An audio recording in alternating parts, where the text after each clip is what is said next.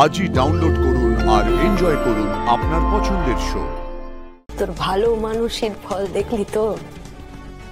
খুব বলছিলিস না পুলিশ স্টেশন যাব, কেস করব, এই তো বসে আছে লোকজন, দেখ আমাদেরকে এরা নাকি আবার ন্যায় দেবে।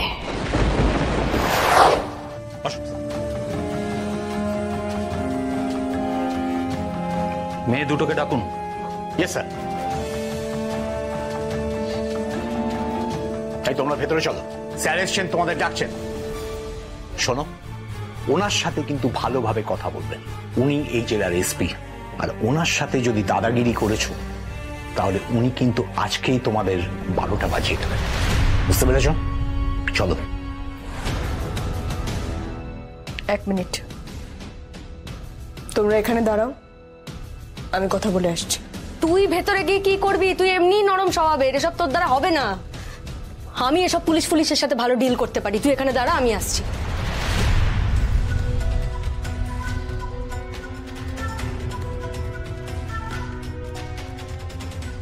দেখি পারি কিনা, না হলে তো তুই আছিসই।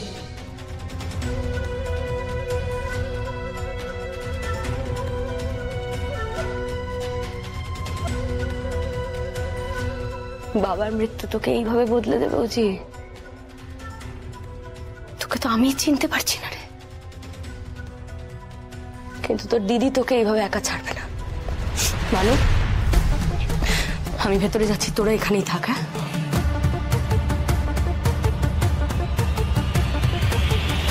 তোমাদের বাবা চলে গেছেন, খুবই দুঃখজনক ঘটনা। কারোর চলে যাওয়াই এইভাবে মেনে নেওয়া যায় না, তার উপর তোমার দিদির বিয়ে আটকে গেল। সব মিলিয়ে আমি তোমাদের মনের অবস্থাটা বুঝতে পারছি।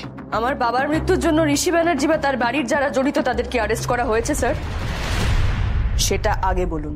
ওদের অ্যারেস্ট করতেই তো আমি এসেছি, কিন্তু তথ্য প্রমাণ দরকার।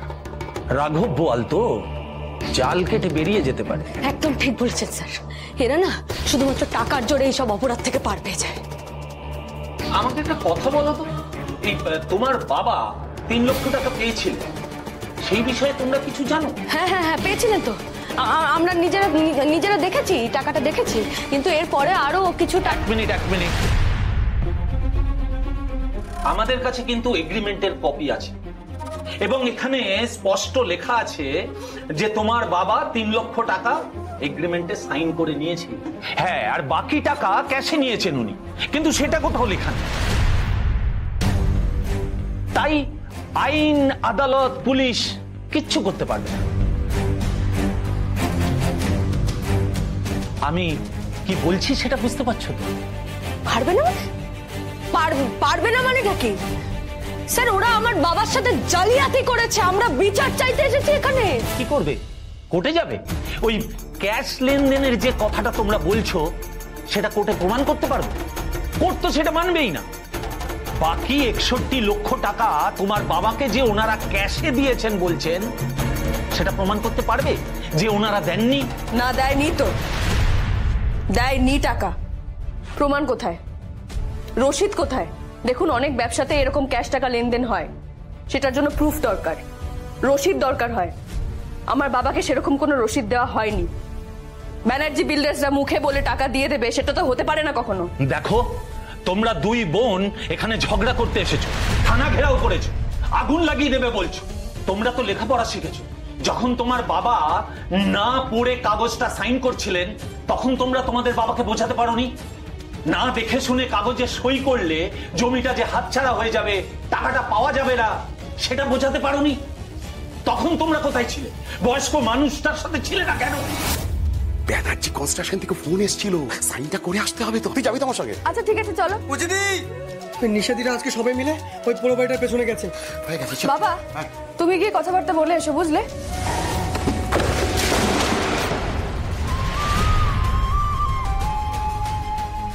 কি বলো? এখন এখানে এসে এত বড় বড় কথা বলছো তোমরা? আপনি কি বলছেন এসব স্যার?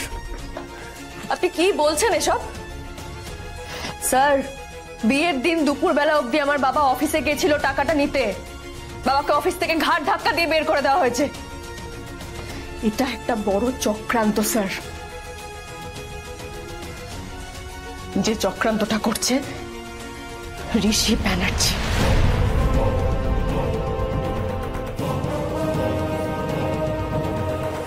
আর আপনারা ঋষি ব্যানার্জিকে অ্যারেস্ট না করে আমাদের জ্ঞান দিচ্ছেন। জ্ঞান দিচ্ছি, এরপর অ্যারেস্ট করে হাজতে ঢুকিয়ে দেবো, কালকে কোর্টে তুলবো সম্পত্তি নষ্ট করার অভিযোগে, অফিস ভাঙচুর করার অভিযোগে। তা যদি না চাও চুপচাপ থাকো। দাদা ভাই, তাই দাদা ভাই, দাদা ভাই, এই দাদা ভাই ওঠ না। দাদা ভাই, আরে তুই এখানে ঘুমোচ্ছিস, নিচে পুলিশ এসেছে। দাদা ভাই ওঠ না, কখন থেকে ডাকছি, ওঠ না। পুলিশ কেন এসেছে? আমি কি করে জানবো দাদা ভাই, তবে তোকে খুঁজছে। আচ্ছা আগের ইনসিডেন্টটার জন্য কিছু নয় তো?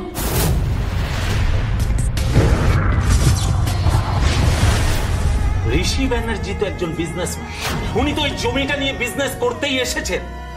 উনি তো চাইবেন কম টাকায় জমিটা পেতে। হ্যাঁ, আমি কথা বলে যা জেনেছি যে তোমার বাবা পুরো টাকাটাই ক্যাশে নিয়েছেন। মিথ্যে কথা, আপনি ভুল বলছেন। আমার বাবা কিচ্ছু বলেননি, আমার বাবার সঙ্গে এইসব নিয়ে কথাই হয়নি। যা বলার ওনারা বলেছিলেন, বাবা শুধু বলেছিলেন টাকাটা যেন তাড়াতাড়ি পেয়ে যান, আর কিচ্ছু না। দেখো, আমি তোমাদের ক্ষতিটা বুঝতে পারছি, কিন্তু আমি প্রমাণের বাইরে কিছু করতে পারবো না। I am so sorry. বাবা আন্ডার দ্য টেবিল ডিল করবে আর মেয়েরা এখানে এসে তরপাবে, সেটা তো আমি হতে দেব না।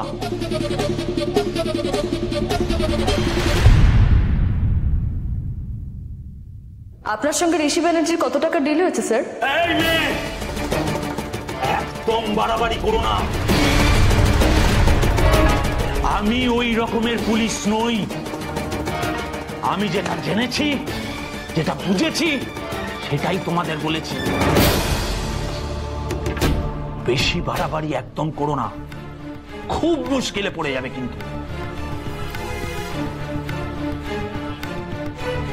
দেখলি উজি, তোর ভালো মানুষের ফল দেখলি তো? খুব বলছিলিস না পুলিশ স্টেশন যাব, কেস করব, লিগালি যাব। এই তো অবস্থা, এই তো বসে আছে লোকজন, দেখ আমাদেরকে এরা নাকি আবার ন্যায় দেবে। এই তোমরা বেরো তো, স্যার কি বললেন শুনতে পেলে না? যাও যাও বেরো, যাও। স্যার,